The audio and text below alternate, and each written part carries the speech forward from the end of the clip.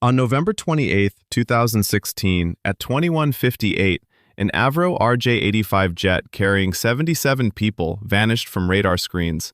Not a sudden explosion or structural failure. 18 kilometers south of Rio Negro's Medellín José María Córdoba Airport, in the mountainous terrain of Colombia, the commercial airliner went silent. No engines, no power. The jet had run completely out of fuel.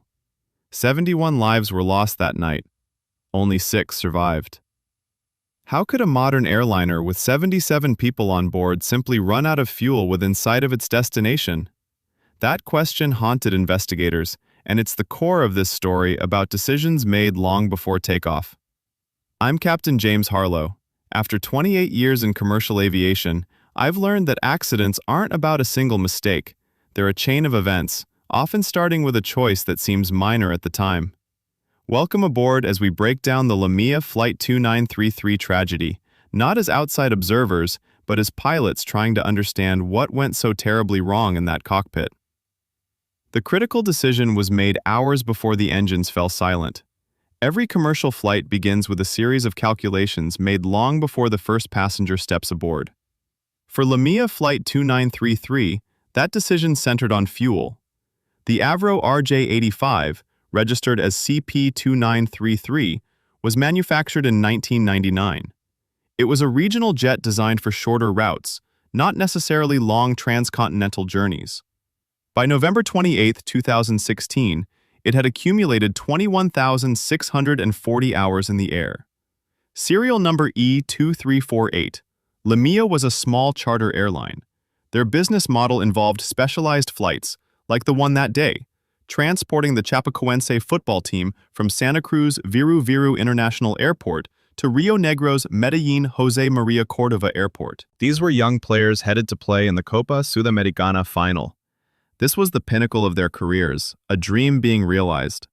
With them were journalists eager to capture the moment, and 7 flight crew members responsible for the safe passage of everyone aboard. In aviation, fuel planning isn't just about getting from point A to point B. You need enough to reach your destination, then enough to fly to an alternate airport if the first is unavailable, plus a mandatory reserve for holding patterns or unexpected delays. Imagine driving across a desert, knowing the next gas station is exactly 200 miles away. You wouldn't leave with only 200 miles of fuel, right? You'd factor in traffic, a wrong turn, maybe a detour. In aviation, that buffer isn't a suggestion, it's a strict regulation. The Avro RJ-85, with its 4 Lycoming LF507-1F engines, departed Santa Cruz with a flight plan that was a gamble by any standard aviation safety metric. The distance to Medellín was nearly the maximum operational range of the aircraft. There was little to no room for error, no generous reserve fuel. The immense pressure on a flight crew to stick to schedules and deliver passengers is real. But that pressure can never compromise the fundamental safety requirements, especially fuel. The journey from Santa Cruz to Medellín was direct, but the Avro RJ-85 was designed for a different operational profile. Pushing an aircraft to its absolute limits without the required safety margins is an extraordinary risk. It's like asking a marathon runner to sprint a 100-meter dash at the 200-mile mark of their race. They might make it, but the odds are stacked against them if anything unexpected happens. The decision to depart with a minimum fuel load, without the legally required reserves, set the stage for the tragedy that would unfold just minutes from the runway. The Avro RJ-85, registration CP2933, took off from Santa Cruz Viru Viru International Airport. On the surface, it was routine, but underneath lay a significant gamble. The flight plan called for a direct route to Rio Negro's Medellín José María Córdoba Airport, a distance that stretched the Avro RJ-85 to the absolute limits of its operational range. Every pilot understands maximum range. It's the theoretical limit, not what you plan a flight around. You don't operate a commercial airliner with 77 people at its maximum theoretical range without substantial reserve fuel. Yet, that's exactly what happened. For hours, the aircraft flew, consuming its fuel supply, eating away at any margin for error. The pilots were under immense pressure to deliver their passengers directly to Medellín. Diverting to refuel would have added cost, delayed arrival, and been seen as an inconvenience. In aviation, convenience never outweighs safety.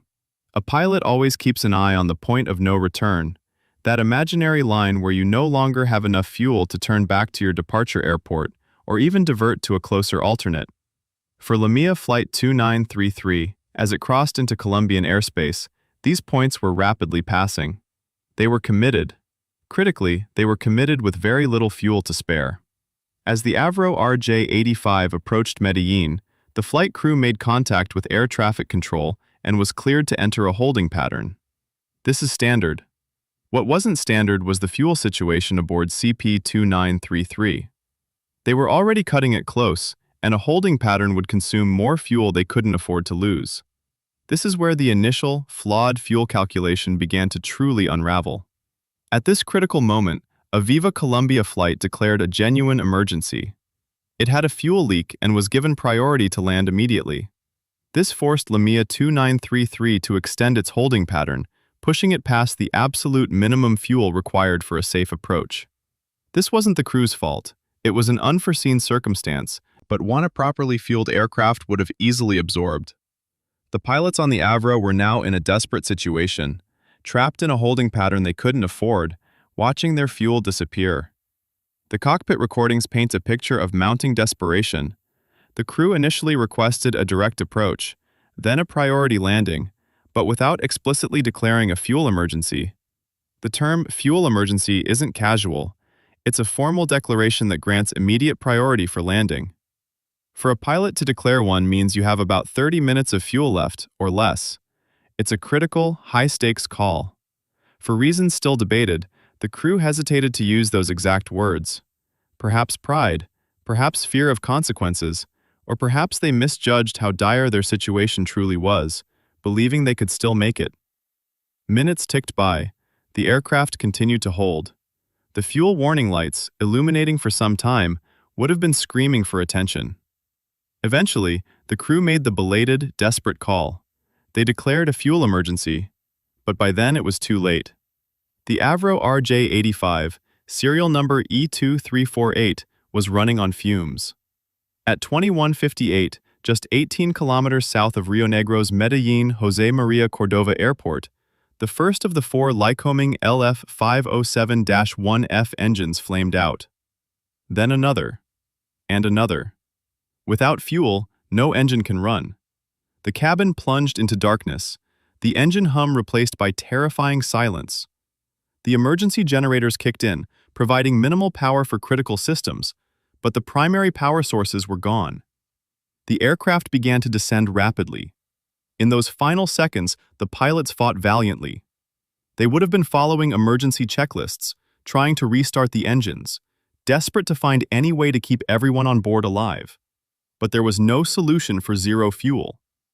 The aircraft was falling through the darkness. The sophisticated Avro RJ-85, with its 21,640 hours of flight time, was now a dead weight, plummeting toward the mountainous terrain below. Modern airliners can glide, they're designed to, but an Avro RJ-85 is a heavy machine. Without engine power, there is no thrust, no ability to arrest the descent. The pilots would have been working the controls, trying to maintain optimal glide speed, using the emergency generators for minimal instrumentation. They would have scanned the darkness, hoping for a clearing in the trees. The checklists for engine failure presuppose a reason that can be addressed: a fire, an overheat, a pump malfunction. They don't account for total fuel exhaustion. When the tanks are dry, there's no magic switch, there's no hidden reserve. Every desperate pull on the yoke was heroic, but ultimately futile, against an unalterable reality. Without fuel, no amount of skill or training could bring the Avro RJ-85 back to life. The impact was devastating. The mountainous terrain offered no mercy. Within minutes, emergency responders began to mobilize. The location, 18 kilometers south of Rio Negro's Medellín José María Cordova Airport, was rugged and remote, making immediate access difficult. Word spread like wildfire. Families tracking the flight's progress were plunged into an agonizing wait. As dawn broke over the Colombian mountains, the grim reality became undeniable. The wreckage of CP-2933 was spread across a wide area, testament to the force of the crash. Rescue teams worked tirelessly, their hopes dwindling with each passing hour. The 6 survivors, found amidst the devastation, were a miracle, but their discovery underscored the immense loss. Colombia's aviation authority, Aero, immediately launched its investigation. The black boxes, the flight data recorder and cockpit voice recorder, were recovered quickly, holding the electronic and auditory clues to the final minutes of LaMia Flight 2933. The world watched, stunned, as the story of the football team's shattered dream unfolded, intertwined with the technical failure that underpinned it all. Let's talk about the core causes, the fundamental failures that led to the Avro RJ-85 running out of fuel just 18 kilometers from its destination. As an accident investigator, I look for patterns, for the points where the chain of safety broke. For LaMia Flight 2933, there isn't one single villain, but a series of cascading decisions that made a bad situation fatal. First, and most critically, was the initial fuel planning and dispatch. This wasn't a miscalculation.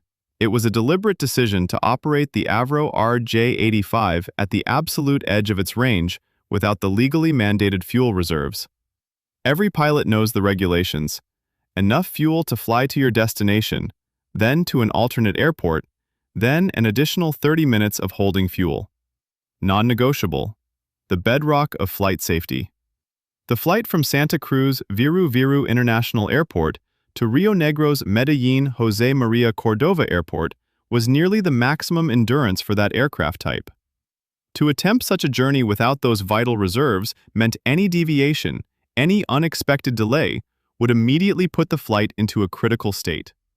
This kind of planning doesn't just violate international aviation standards designed to prevent tragedies. It is a direct violation. The system failed at its most basic level, allowing a flight to depart without fundamental safety margins. Second, the flight crew's hesitation to declare a formal fuel emergency played a pivotal role in the final minutes. As the fuel gauges dropped and they were forced into a holding pattern, the crew began requesting priority for landing. They mentioned fuel problems and direct approaches, but they didn't use the specific, unambiguous phrase, fuel emergency. That terminology is a global standard for a reason. It tells air traffic control, without doubt, that the aircraft is in a critical state and requires immediate priority. Controllers are trained to respond instantly. When Viva Colombia declared a genuine emergency and was given priority, the LaMia Avro was still in a holding pattern, trying to save face or avoid the implications of an emergency declaration. This delay, this reluctance to use correct phraseology, cost them precious minutes and precious fuel. It suggests a culture where declaring an emergency might have been seen as a professional failing rather than a necessary, life-saving action. Third, the organizational culture and lack of effective oversight at LaMia Airline contributed significantly. The decision to underfuel a flight isn't typically a spontaneous act. It often reflects systemic issues within an airline. An airline's safety management system is supposed to catch these deviations before they become critical. It's meant to ensure commercial pressures never override safety protocols. When an airline allows flights to depart consistently without proper fuel reserves, it signals a fundamental breakdown in its safety culture. The crew in the cockpit was operating within an environment that seemingly normalized pushing the limits rather than adhering strictly to established safety practices. This isn't about the individuals in the cockpit. It's about the entire structure that allowed those individuals to make such critical, ultimately fatal decisions without intervention. Aerocivil's investigation, detailed in Report COL-16-37-GIA, exposed a series of critical operational and managerial failures at LaMia. It wasn't a single pilot's mistake. It was a systemic breakdown that allowed an aircraft to depart with insufficient fuel for its journey. These rules aren't arbitrary.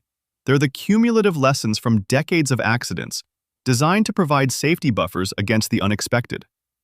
The findings of Report COL-16-37-GIA reverberated across the industry, prompting regulatory bodies like the FAA and ICAO worldwide to reinforce their scrutiny of charter operations and small airlines, emphasizing stricter adherence to fuel planning protocols and operational oversight. This reevaluation, driven by the stark reality of the LaMia tragedy, has undoubtedly strengthened the safety net that protects millions of passengers every day. The 71 lives lost serve as a permanent, powerful reminder of the absolute necessity of adhering to every single safety regulation, especially those as fundamental as fuel planning. This accident leaves us with a difficult question. If you were in that cockpit, having already departed with insufficient fuel, and then faced with an unexpected holding pattern and the Viva Colombia emergency, at what point would you have declared fuel emergency to air traffic control? Knowing the implications,